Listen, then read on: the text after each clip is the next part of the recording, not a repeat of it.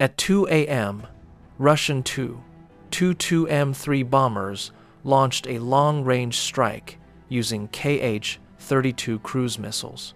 Their targets were Ukrainian logistical and command infrastructure, attacked from areas beyond the densest air defenses. The launch was precise, swift, and devastating. Within minutes, the bombers turned back, confident their mission had succeeded. What followed was not a direct counterattack against the aircraft themselves, but an offensive against the very systems that kept them in the air. The most dangerous phase of the operation had only just begun. Welcome to Border Watch Daily, your trusted source for in-depth analysis of modern conflicts and the military strategies shaping our world. The operation had begun with unshakable confidence. Russian strategists believed they had calculated every variable. A wave of Tu-22M3 bombers crossed the launch line and released their payloads in a meticulously orchestrated strike that lasted less than 11 minutes. On the ground, the damage was extensive. Ukrainian infrastructure losses were later estimated at approximately $244 billion, including the destruction of 4 logistics centers, 2 missile depots, and a Western-supplied counter-battery radar complex. From Moscow's perspective, the mission was complete. The bombers calmly turned back, following a pre-approved corridor. Above them, 2 Il-78 refueling aircraft took position. Their role was routine, procedural, and, according to Russian doctrine, safe. The airspace had been classified as friendly. Multi-layered air defenses were active, and escort fighters were already in place. In Russian planning models, this phase of the mission presented almost zero risk. This assumption proved to be the first and most critical mistake. Stay with us to uncover how a daring and unexpected approach transformed a routine security procedure into a zone of deadly vulnerability, challenging the very foundations of air power projection. The Russian command equated altitude with protection and Allied airspace with immunity. They judged Ukraine incapable of conducting precision attacks so far from the front line, especially against targets protected by dense air defenses. What they failed to account for was intent.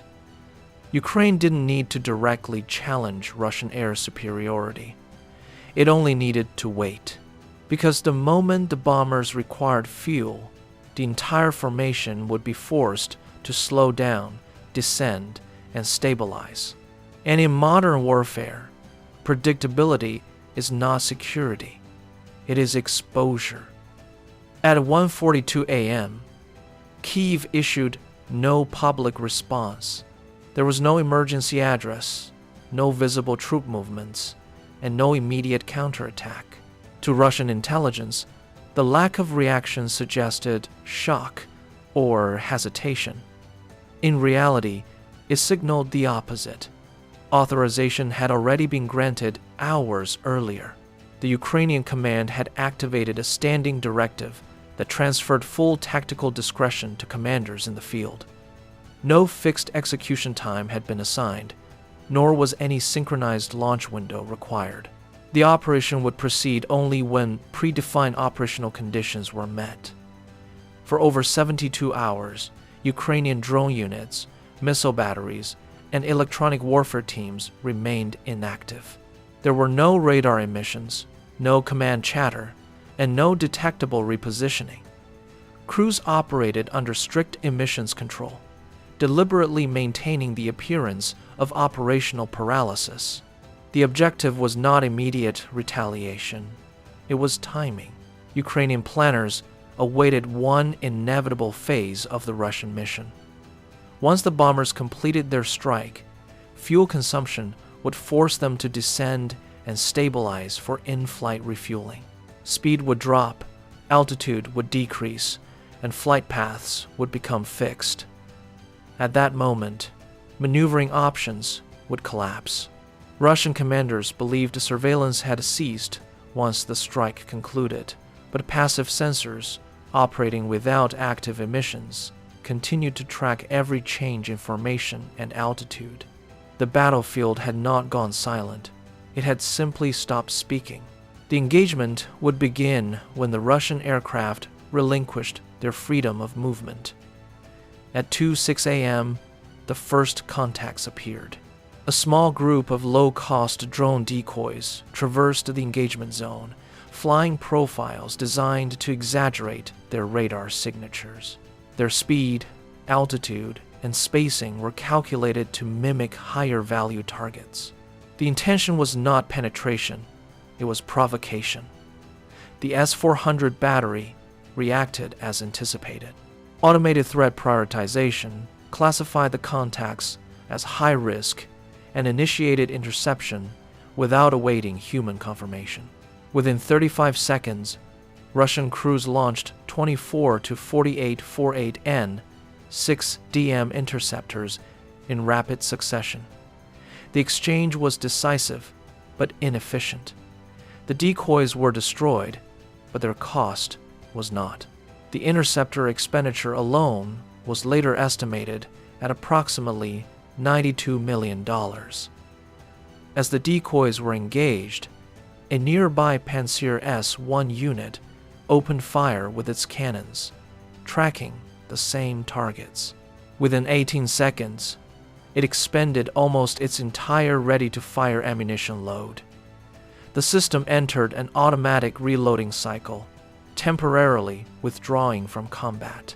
From Ukraine's perspective, the losses were acceptable. The decoy group cost approximately $55,000 in total. In return, Russian air defenses had revealed their positions, depleted their missile stocks, and forced short but critical reloading windows. More importantly, radar operators were now focused on the wrong layer of airspace. Attention was drawn upward and outward, toward targets that no longer existed. The defensive network was still intact, but its response logic had been disrupted. Sensors were saturated, launch tubes were empty, and command decisions were already lagging behind the situation. The shield remained in place, but its timing had been broken. At 2:11 a.m., a long-range missile was launched from outside Russia's expected flight corridor. It was not intended for an aircraft, nor was its purpose destruction by explosion alone. The warhead was designed for a different goal: to create a brief, controllable disruption at the exact point where Russian escorts were meant to guarantee safety. The missile reached its programmed airburst point and detonated at a carefully chosen altitude. The effect was immediate. A localized electromagnetic pulse swept through the engagement zone, coupled with electronic disturbances intended to overload sensitive systems rather than physically tear apart airframes. For the escort fighters, the impact was operational, not cosmetic. AESA radar screens were flooded with interference. Target tracks fragmented. Data links between aircraft became unstable. Within a 9-to-1-4-second window, pilots could no longer reliably distinguish real objects from residual clutter, nor could they establish a clean lock on small, low-flying targets. This short interval was worth more than any single munition. It removed the sole advantage escort fighters provide: early detection and coordinated response. Russia still had aircraft in the air and weapons available, but in this window, it lacked usable information. Decision-making slowed, communication degraded, and interception geometry collapsed. Ukraine didn't need minutes, it needed seconds, and it got them.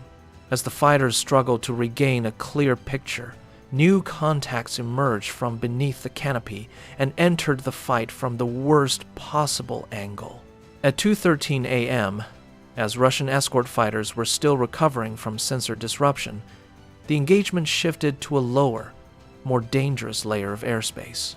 Bayraktar TB2 drones began their approach, flying at very low altitudes, using terrain masking to remain beneath most radar coverage. Their routes were calculated, slow, and timed to exploit the narrowing response window. The goal of the first strike was not immediate destruction, it was immobilization. A Bayraktar TB2 ascended just enough to establish a stable targeting solution on the lead IL-78 tanker aircraft. At 2:14 a.m., it released a guided munition targeting the outer engine and nearby stabilization systems. The strike avoided the fuel tanks, focusing instead on thrust imbalance. The result was decisive. The IL-78 suffered an asymmetrical power loss and was forced into a restricted flight profile. To maintain altitude and avoid structural strain, the crew had to hold a stable heading and limit maneuvers. Sharp turns, speed changes, and evasive actions were no longer possible. This constraint instantly changed the aircraft's role. A tanker is designed for smooth, predictable flight, not combat maneuvers. Once stability was compromised, its size and fuel load became liabilities rather than protection. Russian escorts detected the damage but could not intervene.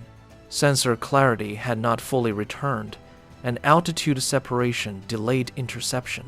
The IL-78 continued forward, airborne but wounded, carrying hundreds of thousands of kilograms of fuel it could no longer defend. From that moment, the tanker ceased to be a support platform.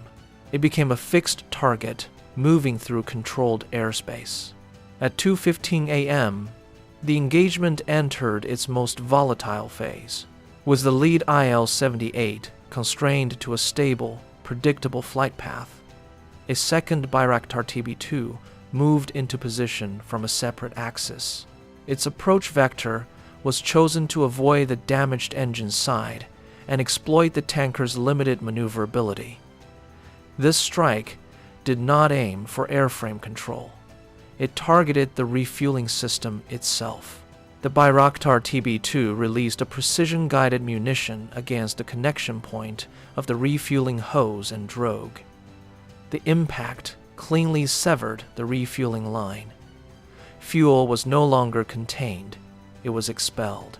Within seconds, approximately 160,000 kilograms of jet fuel began to spread into the surrounding airspace. The outflow exceeded normal emergency limits, atomizing the fuel into a dense vapor cloud that rapidly expanded along the tanker's flight path. At cruising speed, the aircraft was effectively flying through its own dispersing fuel. Russian crews had no viable corrective action. The tanker could not break formation without risking further structural failure. Emergency shutdown procedures reduced pressure but could not reverse the spill already underway. Escort fighters were still repositioning and lacked clear firing solutions against low-altitude threats. The airspace around the IL-78 transformed into a high-energy environment. Oxygen, fuel vapor, and residual heat from the damaged engine mixed into a highly unstable envelope. What had been a logistical operation moments earlier was now a floating ignition zone. The Russian formation attempted to widen spacing, but reaction time was insufficient. The critical condition had already been created. At this point, the tanker was no longer merely vulnerable, it was primed. All that remained was an ignition event, and Ukrainian planners had already anticipated it. At 2:16 a.m., the final phase was triggered. A third strike element entered the engagement zone with a single objective: ignition. The munition was not designed for deep penetration or to tear apart the airframe. It was intended to initiate a reaction that the surrounding conditions could no longer contain. The weapon detonated within the expanding air-fuel mixture surrounding the lead IL-78. What followed was not a conventional explosion. The dispersed jet fuel ignited almost simultaneously, producing a fuel-air detonation that expanded outward faster than the aircraft's structure could absorb. Temperatures exceeded 430 degrees Celsius in fractions of a second. The pressure wave tore through the tanker's fuselage, overwhelming internal frames and ripping apart load-bearing sections. The IL-78 did not fall intact. It fractured mid-air, breaking into multiple sections while still completely engulfed in flames. The explosion did not remain isolated. The shock front propagated laterally through the airspace and reached the second IL-78, which was operating at a standard refueling separation distance. At 2:16 a.m. and 2 seconds, heat and overpressure struck its wing root and auxiliary fuel areas. Structural damage occurred instantly. Almost simultaneously, a secondary munition impacted the second tanker. Its already compromised fuel systems gave way, producing a second detonation that surpassed the luminosity of the first. The combined explosions illuminated the night sky for several seconds. A nearby Tu-22 M3, unable to clear the blast radius in time, was caught by the expanding thermal envelope. Control surfaces failed, and the aircraft entered an unrecoverable descent. In less than 2 seconds, the in-flight refueling capability in the sector ceased to exist. Debris burned as it fell, scattering over a wide area. Russian escorts, now fully regaining sensor clarity, could only observe the aftermath. Where 2 tankers had been moments earlier, there was nothing left to protect. The engagement did not conclude with a withdrawal. It ended with an absence. By 2:17 a.m., the engagement was over, but its consequences were just beginning to unfold. Russian command channels filled with fragmented reports, many incomplete or contradictory. Visual confirmations quickly resolved the uncertainty. Russia had lost 2 IL-78 tanker aircraft. At least one Tu-22 M3 bomber failed to clear the blast zone and was confirmed destroyed, with indications that a second bomber sustained damage severe enough to force an emergency diversion. In addition to aircraft losses, dozens of air defense interceptors had been expended earlier in the engagement. The material cost was staggering.